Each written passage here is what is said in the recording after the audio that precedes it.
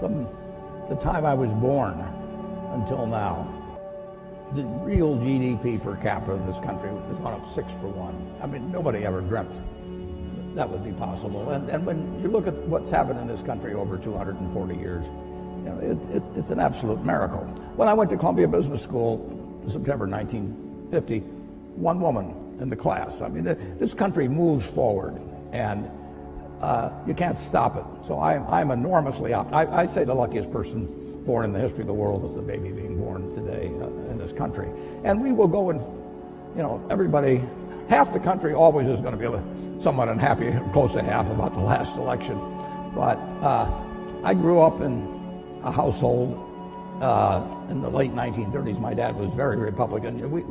My sisters and I didn't get dessert unless we said something bad about Roosevelt. I mean, it was required. And I heard all these apocalyptic views about after his third term there'll be no more elections. I've been hearing that all my life, and you know, year after year after year, with occasional hiccups and an occasional seizure like we had in 2008 and 9. But this country, it's all profit, folks. I mean, you know, when I came in, just think of what it would have been like in 76, nothing here. Yeah. And now we've got... And the velocity of change it just keeps moving. Day. I mean, guys like Bill, you know, they don't quit. You know, I mean, he moves on to something like polio. He mentions 50 cases in the world. There were more than 50 in the ward where I went when I was a teenager to see a friend of my sister's. And they were all in these rocking machines and everything. They were destined to a terrible, terrible life. And it was just one ward in Omaha. And now that's the yearly total, thanks initially to, as well as currently, to Rotary and some, but people kept working on it. This world moves forward, and it's been doing, I bought my first stock when I was 11 in April of 1942. The Dow was 100. If you haven't looked, it's 20,000. Something good must have happened in between. And it's going to keep happening, folks. Bill, I know you share the optimism. What about concerns? Well, the optimism is partly that I think American innovation is strong. Support for research is by and large bipartisan. And so whether it's health breakthroughs or even energy breakthroughs, I think, you know, every year that goes by, we're going to have more of those things. Now, this administration is new enough. We don't know how their budget priorities will come out. You know, there are things like foreign aid, which is a small part of the budget, about $30 billion a year, but that means the U.S. is the biggest, that every time there's new leadership, we have to go in and articulate the benefits. It's well spent. It's not the image that people have in the past. And so right now, I think there's a lot of intensity to make sure we get that message out and get, both in terms of the executive branch and the Congress, to maintain amazing things like the President's Malaria Initiative or PEPFAR, which is an HIV thing. These things started under President Bush, and so our foundation's had a great working relationship with Democratic and Republican administrations. Most people wouldn't realize that U.S. foreign aid as a percentage of the economy, which is generally how it's measured, reached its low point in 1999 under the Clinton administration. Now, I'm not saying it was the administration, it was a mix of the administration and the Congress. Then, during those Bush years, it went up fairly substantially. Now, the economy helped with that, but these initiatives were really amazing. And, you know, I'm hopeful that maintaining or even growing these initiatives will be a priority when there's a lot of talk about tax cuts and different spending activities. And so it is a bit up in the air during these months ahead. And you've often made the point that no matter how big the private contributions are, sometimes in terms of sheer scale, you need a government. Yeah, somebody asked me today, you know, if PEPFAR, which is this AIDS program, was canceled, wouldn't private philanthropy make up for it? Well, PEPFAR is over $5 billion a year. That is this one aid program, which is a phenomenal thing that's saved over 10 million lives. That's larger than our foundation, which is the largest in the world. So there's no possibility the government sector, US, UK, other European donors, that's $130 billion a year in total that's uplifting these poor countries in health and education. And if we lose the consensus around that, if people draw inward too much, we will hurt progress, and there will be millions of lives lost because of it. All right. And one thing that might be mentioned, Charlie, is that the difference between now and 60 or 70 years ago in the ability of really bright people, really innovative, really energetic people to get finance to do things is just dramatically better than it was at that time. So now, if you've got good ideas, and there's good ideas right in this crowd, and you've got energy, it's far easier to get finance to move forward those ideas than you could 50 or 60 years ago. Is that because of the internet or crowdsourcing? Of what is it? It's just lots more capital around, and people more optimistic about. People are very optimistic about business. But better ways to connect the two, the capital and those absolutely. And the ideas. It's dramatic. It's dramatic. And the willingness to take risk. The first venture capital stuff is in the 1960s, and it's tiny. Microsoft, when we were taking outside investment, we took at a valuation of $20 million, we took $1 million for 5% of the company. I'll do it retroactively, folks. You had your chance. You had your chance. We never spent the money. That is, our business was profitable enough. We really didn't need to do that, but we wanted people on our board to give us advice. And there's an episode of Silicon Valley where all these venture capitalists are courting this guy. And that really reminded me of what it was like.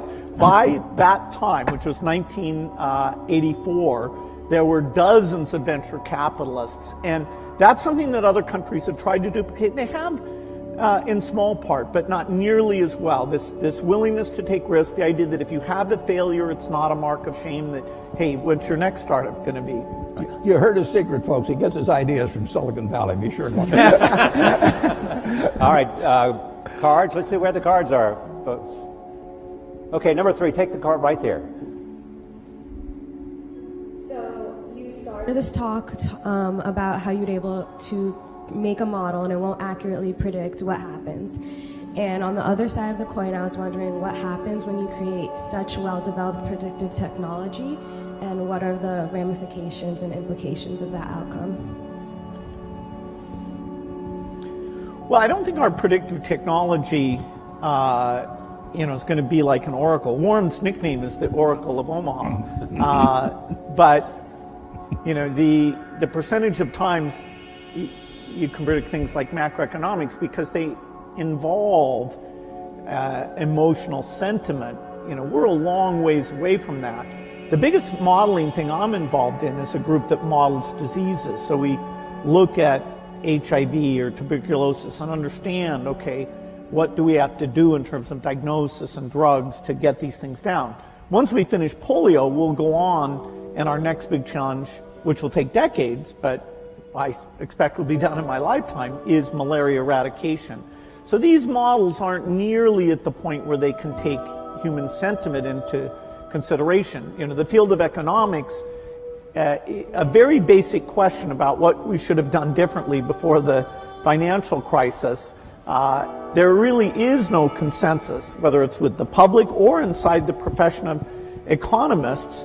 They agree that some of the emergency treatment we did was necessary and important, and I wish that was better understood. But in terms of the root causes, it's actually a little disconcerting how little our models or understanding explain how that imbalance got so extreme.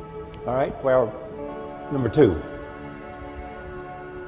Hi, my name is Eugenia. I'm in the engineering school here at Columbia.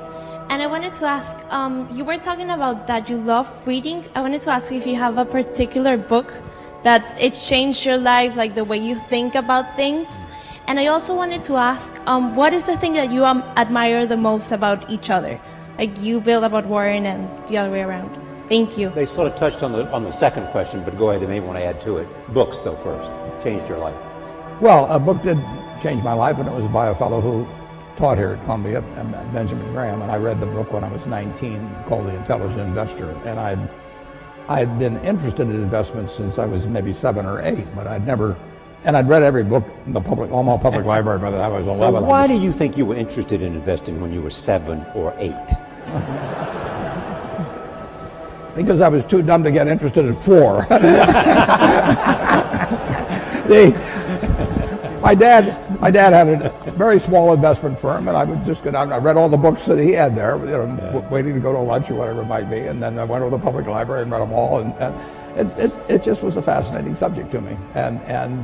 But I didn't have any. I knew what everybody thought and all of that at an early age, but what Graham wrote made sense. I just happened to pick that book up at a bookstore in Lincoln, Nebraska. But to investing per se, is there something about your core competence that made investing the perfect place for you to be? Yeah, it certainly wasn't to be a pro football player. I looked. It was a question of zeroing out all the other incompetencies, and I was left with one thing, Just the allocation of capital. I was actually wired in a way that was. This would be something I would be good at. So wired in what way? I can't tell you precisely, but I've got the right temperament for it, which is much more important than IQ. If you've got more than 120 points of IQ, sell the rest to somebody else. You don't need it in investments, but you do need the right temperament. You do it. You do have to be able to think for yourself. And getting back to, the earlier question, the first question I ask myself when I look at a business is it important and easy what I can determine about this business? And a lot of them don't make it. Now, Bill is looking for hard questions that plague society, and where intellect and money may make a difference. They may not for a while, but he's taking on the tough things. My job is to find easy things. I'm looking for 1-foot bars to step over, rather than 8-foot bars to jump over, but that's not irrational if you're looking at the investment universe. But reading is key. On the biography, on the book thing, I will tell you a wonderful book to read. I can tell you a number of them. Intelligent Investor, obviously, if you're in the investment field, but Katharine Graham's autobiography is a marvelous book, and it's absolutely honest, told by an incredible woman who had an incredible life and then wrote honestly about it. And someone who you knew very well and invested sure. with, and she was a bit reluctant and had to be assured, that she was afraid of me, actually. Yes. But what makes that book so much? It is such a broad range of human experience, honestly told. You couldn't have, nobody in Hollywood could write a scenario that she lived through, and just to see that world develop, how she reacted to it and everything. You can learn so much. My partner Charlie Munger just loves Ben Franklin. You can learn from other people and their mistakes, and I find biography is my favorite. Part of the reason you love biographies. Pardon me? Part of the reason you love biographies. Yeah. Okay. Where is the card? Right here. Just come here. I'm having a hard time seeing the card, so that right here. See where the hands are raised. My name is Chisholm. I'm a senior here at the college. I'm also a Gates Millennium Scholar with my family over here. So I'd like to ask, what both of you do involves a lot of risk. And sometimes you have to face the fear of failure with that risk. So I'm asking, how did you overcome that fear, and what steps did you take to do that? Well, I think I was very lucky that when I was in high school, the computer was brought in there, and I developed a fascination for it and became kind of fanatical about it. So that, I didn't view it as risky. I viewed it as this kind of fun hobby. Even when I went to college, which I didn't finish, but I spent time up in Cambridge, Massachusetts, I wasn't sure that would be my life's work. Now, as the chip came along and made it mainstream, it became very obvious that something dramatic was going to happen. And so my passion, my hobby, and the area I could start this company right at the beginning of the revolution, that coincided in a nice way. And I never felt it was risky. If Microsoft had failed, I didn't have kids or anything. I could go back to school and finish my degree and go get a job somewhere. I was very risk averse in running the company, I always made sure we had enough money in the bank to pay everybody for at least a year if nobody paid us at all. Because this idea, I was hiring people who had kids and families, and they were moving to work there. And here I was, 19, 20 years old, and sort of telling these people I'd be paying their salaries. So I was actually very conservative on a financial point of view. And one of the few arguments I had with Steve Ballmer, who came in and played a phenomenal role in the success of the company, was how many people could he hire? Because I was trying to be so conservative. But I let him go full speed, and it turns out our financial success meant that we never had a conflict about that. But I think it's great to be risk-taking, particularly when you're young, trying out different things, fields that aren't very popular that you might enjoy. But I never got into a position where I was taking, actually in any meaningful sense, I was taking a big risk. I mean, the risk for you would not to have acted because you felt the train was leaving the station. Yeah, and it was so clear that, this was going to happen. And this was so much fun. I mean, I was a fanatic. I didn't believe in weekends. I didn't believe in vacation. My mom had to negotiate whether I'd come once a week for dinner. No matter who the guest was. Yeah, that's right. That's right. Yeah. But Warren, you have often said you still tap dance to work. Absolutely. Because you can paint with your own colors. Yeah. I'm as excited about tomorrow in terms of what's going to happen as I was when I started. I was having a lot of fun when I started, but I'm having just as much fun now. And when I was here at Columbia, I had this terrible fear. It was impossible for me to speak in public. I mean, I wasn't able to do it. I actually read an ad in the New York Times. I went down to Midtown, signed up for a course, gave the guy a check, and then stopped payment on the check. I mean, I just petrified. But finally, and actually, after you get through hearing me today, maybe you'll wish I'd stayed afraid of public speaking, but that's another question. Then when I got out to Omaha, I finally decided I just had to do it, so I gave a guy $100 in cash, and once I parted with $100 in cash, I'd jump off the Grand Canyon to get my money's worth. So, but it changed my life. But I would say this: don't fear failure. Almost everything that's turned out, I got turned down by Harvard. The best thing ever happened, among other some good things that happened that didn't seem good at the time. Don't worry about it. And don't let it eat at you or look back. Just keep going, because you're going to have some things, and forget them. Go forward. All right, I want to go to the back of the room, right back there, wherever number 3 is. Hi, my name is Matthew Mann. I'm a first year at Columbia Business School. Both of you had a moment where you went out on your own. And I guess my question would be, if you were to do it all over again, you're in our shoes, what industry would that be in? Where would you start your own business today? I'd do the same thing. Yeah. I mean, for one thing, I'd be a failure at anything else probably. I mean, I'm not gonna. No, I mean, I had fun when I was in my 20s, my 30s. Now I'm 86, and I'm having fun. And so I advise students, as much as possible, look for the job that you would take if you didn't need a job. I mean, don't sleepwalk through life, and don't say it's all going to be great. I'll do this and I'll do that, and I'm just marking time till I get to be older. That, as I've told people, that's like saving up sex for your old age. I mean, it just is not it is not a good idea. Yeah.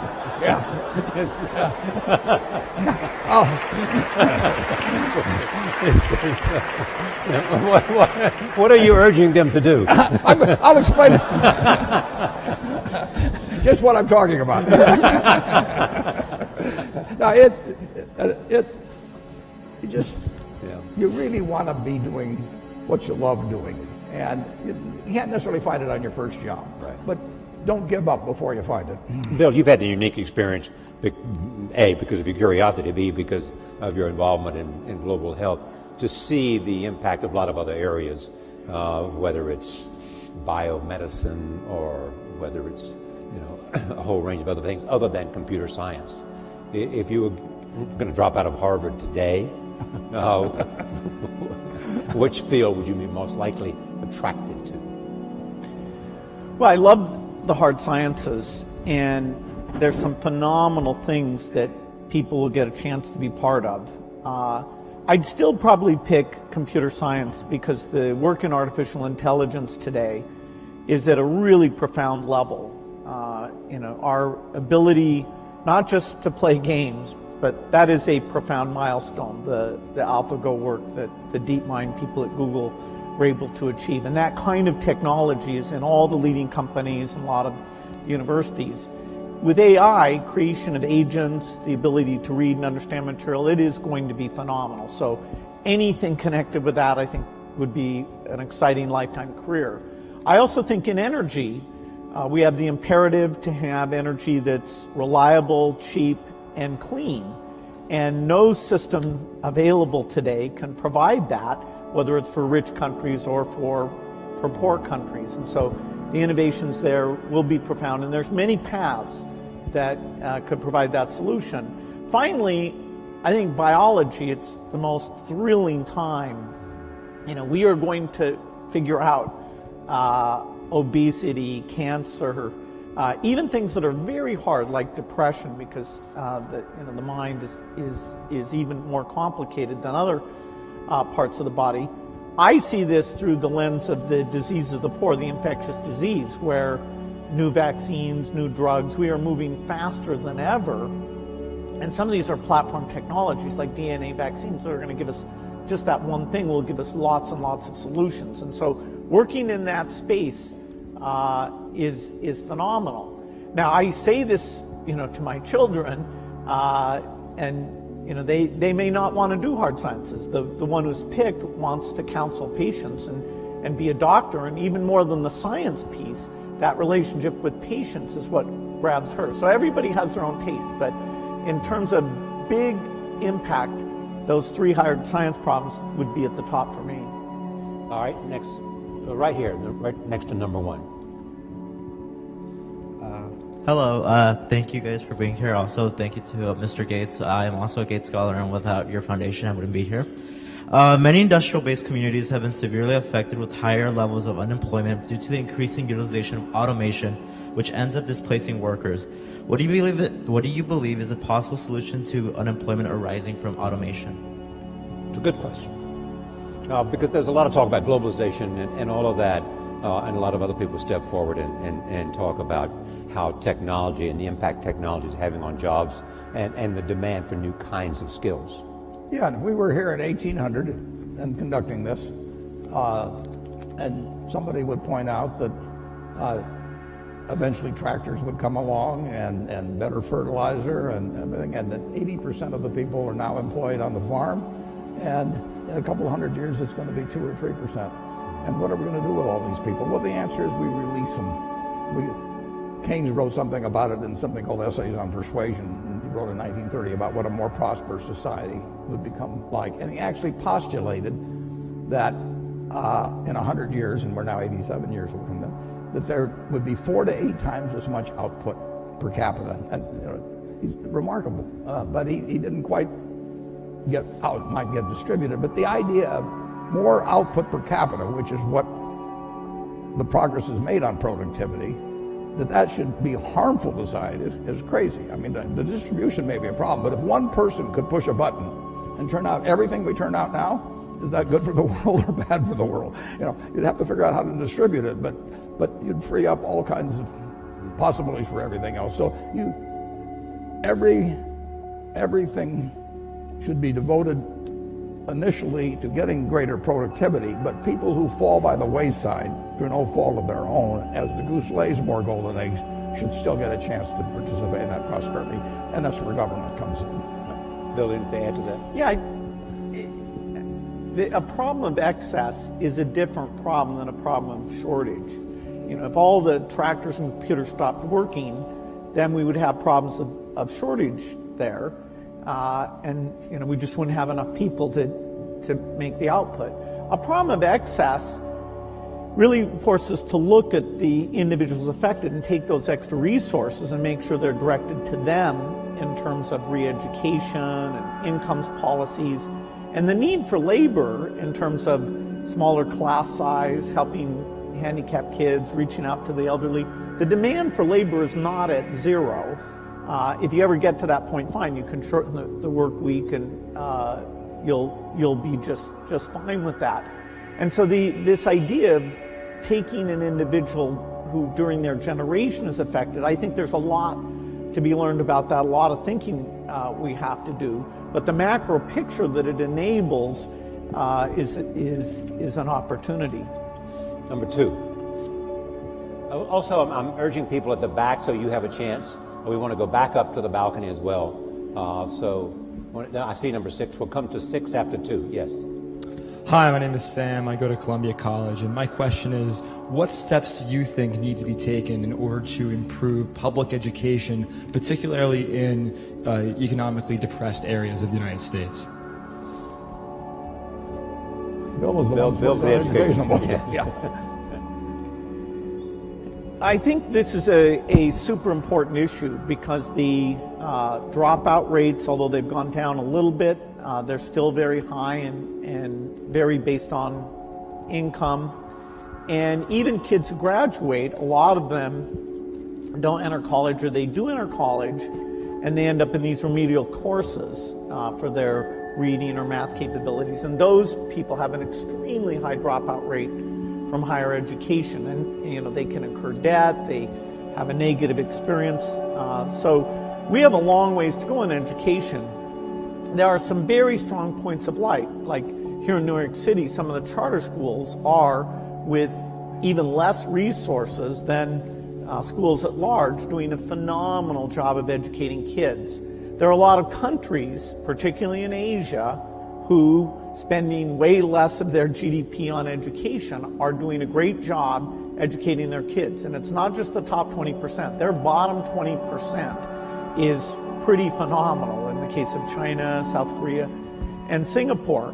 And so looking at what we've learned in charter schools in terms of building the culture, giving teachers feedback, what is good teaching look like? Do we give teachers a chance to learn from each other about that interactive element that makes the subject seem relevant and important? There are great teachers, but spreading those practices has been very, very tough. And so I'd say it's a top priority, and our foundation has that.